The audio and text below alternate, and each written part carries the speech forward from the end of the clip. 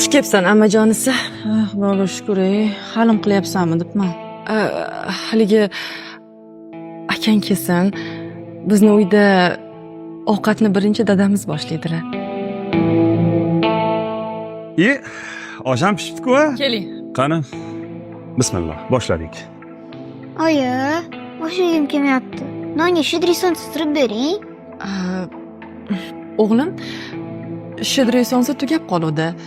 Ertaga dadang olib keladilar. Bugun osh yettirgan, xo'pmi? Ha, Aka, Ha? o'zingizga rahmingiz kelmasa ham, hech bo'lmasa bolalaringizga rahmingiz kelmaydimi? Bolani sariyog' yegisi kelyapti. Mana bu go'shtsiz oshni yegisi kelmayapti, ko'rmayapsizmi? Hamda muzlatgichga to'ldirib qo'ying. Yo nima pulingiz yo'qmi? Yo'q bo'lsa men berib turaman. Lekin bunaqa bolani yaxshi ovqatga zor qilmanglar.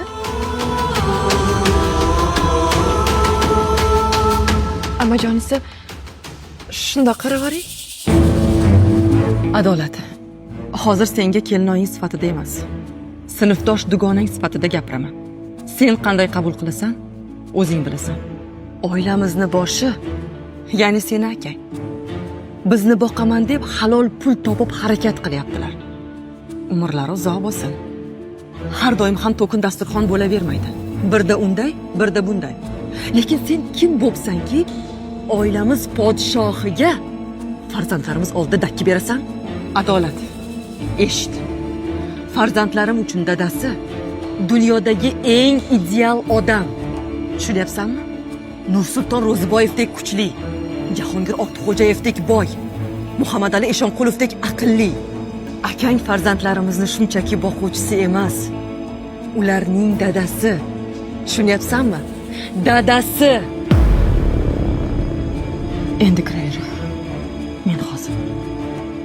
dadi. O, Katta bo'lsam, Germaniyani universitetida o'qiymanmi yo Angliyanimi? eng yaxshisida o'qiysan qizim.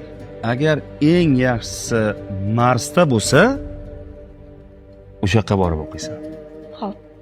Dada, O, qachon Litvaga olasiz? seni kundaligingdagi 5lar soni 500 ta bo'lgan kuni olaman. Xo'p. 500 ta 5 ola olasan, Ha? o'sha kuni olamiz.